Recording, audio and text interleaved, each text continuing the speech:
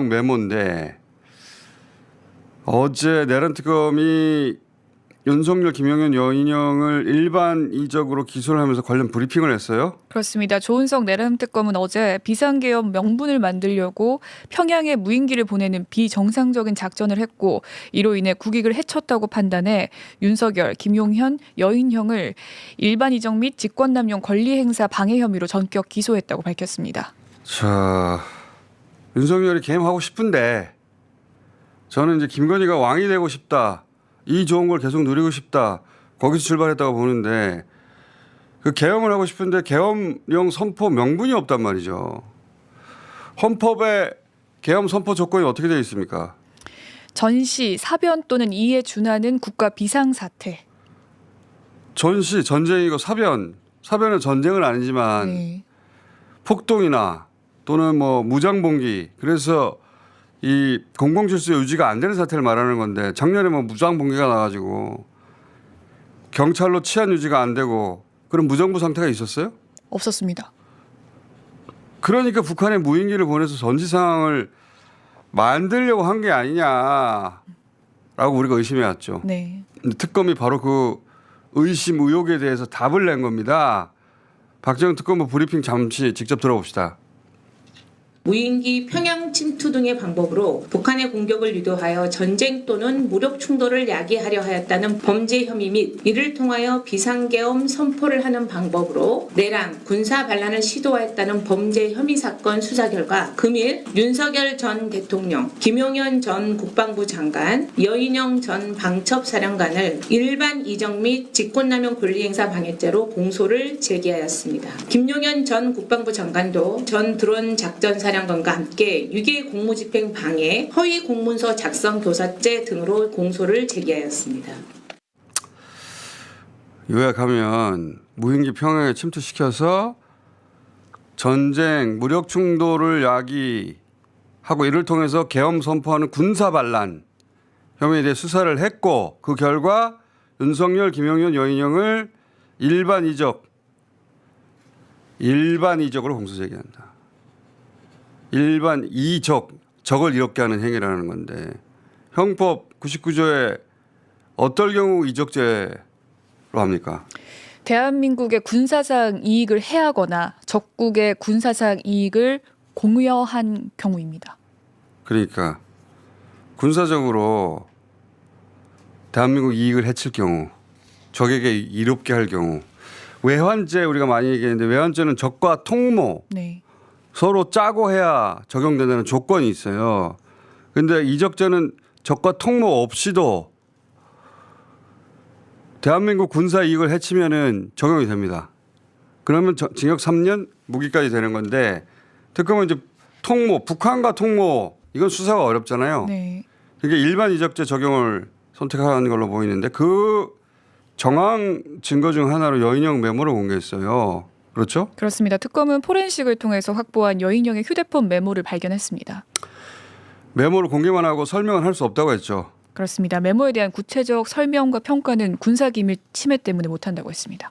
그러니까 군사기밀 때문에 메모를 막 설명할 수는 없어서 네.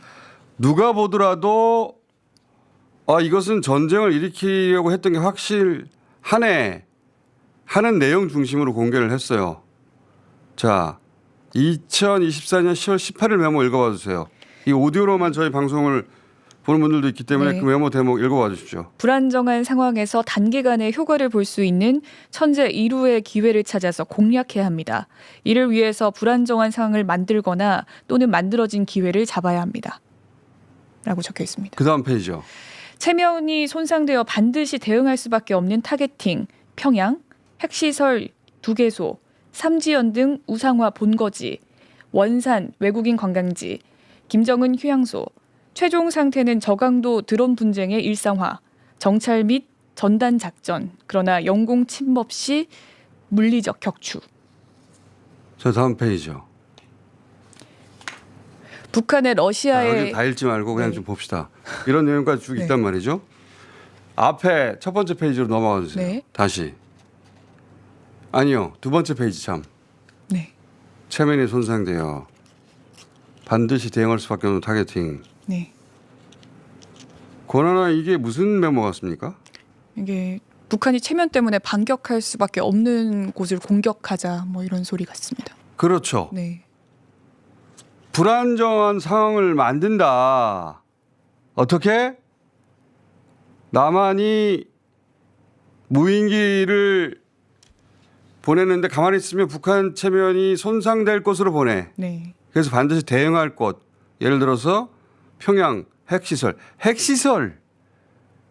저는 이거 보고 이 자들은 진짜 사형에 처해야 된다고 생각했는데 계엄령 영구 집권할 생각을 하면 눈이 뒤집혀가지고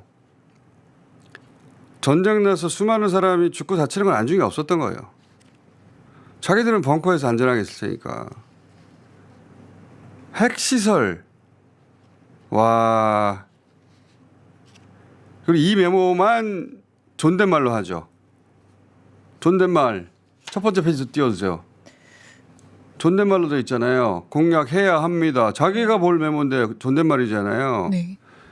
이거는 이런 보고를 할 걸 자기가 미리 써본 거야. 윤석열한테 전해용으로 보고했다고 보여지는데. 두 번째 메모 봅시다. 10월 24일 메모. 네. 읽어봐 주세요. 목적과 최종 상태, 미니멈 안보 위기, 맥시멈 노아의 홍수. 자, 전 여기서 좀 더 확실해진다고 보는데 지금 하고자 하는 바 목적 그리고 그 최종 상태 어떻게 돼야 하느냐? 미니멈은 안보 위기, 최소한 남한의 안보 위기를 유발시켜야 한다는 거고 네. 맥시멈은 노아의 홍수. 그러나 노아의 홍수는 뭘 의미하는 것 같습니까? 홍수가 나가지고 노아의 방주에 탄 사람 일부만 빼고 다 죽는 그렇지. 아닌가요? 그런 거죠. 노아의 홍수는 누구나 알듯이 노아의 방주에 탄 사람을 제외하고는 그러니까 홍수는 전쟁을 의미하는 거고 벙커에 있던 일부 네. 나머지는 모두가 위험에 처하는 그런 전면전 상황을 의미하는 거 보이죠. 이 나쁜 새끼들이야. 자, 11월 5일 메모 봅시다. 네. 11월 5일 메모. 네. 지읒 티귿 티 시옷 비읍의 공통된 의견임. 사인은 각오하고 있음. 적 행동이 먼저임. 전시 또는 경찰력으로 통제 불가 상황이 와야 함. 호기를 잡도록 오판하지 않도록 직원들임. 적은 매우 수세적임. 자, 지읒 티읒 치읒 비읍. 이거는 정보사 특수사 수방사 방첩사 계엄에 네.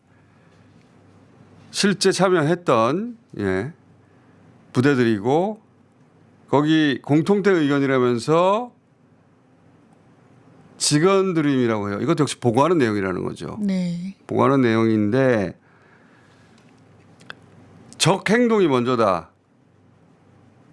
그리고 전시 또는 경찰력으로 통제가 불가능한 상황이 와야 한다. 자, 북한이 먼저 남한을 공격한 걸로 보여야 한다는 거죠. 네. 적 행동이 먼저다. 그래서 무인기를 비밀리에 보냈던 거예요. 그래서 무인기 보낼 때 합참을 패싱했다는 이런 얘기가 나온 것이고 네. 그래서 대통령실에서 직접 지시했다는 이런 말이 나오는 거예요.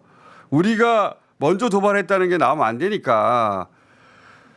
그리고 전시 또는 경찰로는 치안 유지가 불가능한 상황. 이게 바로 계엄의 조건. 네. 헌법에 나와 있는 전시 또는 사변을 말하는 거예요. 그게 바로 계엄 선포의 조건이거든요. 이 빼박이죠. 빼박. 네. 그걸 만들어내려고 한 겁니다.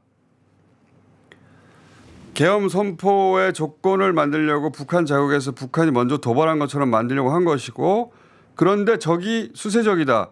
북한이 뜻대로 안 움직여주는 거예요. 저때 계속 무인기 보냈는데 북한이 반응을 안 했거든. 네. 자, 그 다음 메모 봅시다. 11월 6일. 최초부터 군경 합동이 필수. 경찰 상황은 군경합이 아니라 군과 경. 군인과 경찰이 합동으로. 필수. 네. 실제로 12월 3일 계엄 초기부터 경찰이 먼저 국회를 둘러싸고 그리고 계엄군 보냈죠. 처음부터 그렇게 계획했다는 얘기고 11월 9일 봅시다. 이재명, 조국, 한동훈, 정청래, 김민석, 우원식, 이하경, 박찬대, 김민웅, 양경수, 최재형, 김어준, 양전천, 조혜주. 이게 11월 9일이에요. 그러니까 개엄 한 달 전에 저 명단이 확정돼 있었던 것이고, 그럼 이 명단을 누가 작성했느냐, 이거 수사가 이루어졌는지 모르겠는데 저는 이건 방첩사가 작성한 게 아니라고 봅니다. 방첩사가 저 사람들을 네. 잡아가야 된다고 결정할 권한이 없어요. 게다가 전 명단을 잘 보세요. 제 이름 뒤에 양정천이라고 돼 있죠. 네. 저건 양정철이에요. 그러니까 여인형은 저걸 받아 적을 때 양정철이 누군지 몰랐던 거예요. 네. 자기가 알지도 못하는 사람을 어떻게 체포 명단에 넣어요. 저건 받아 적은 겁니다. 네. 저는 명단 작성에 김건희 개입을 매우 강력히 의심합니다. 자, 이 정도면 더 있는데 네. 시간상 여기까지 합시다.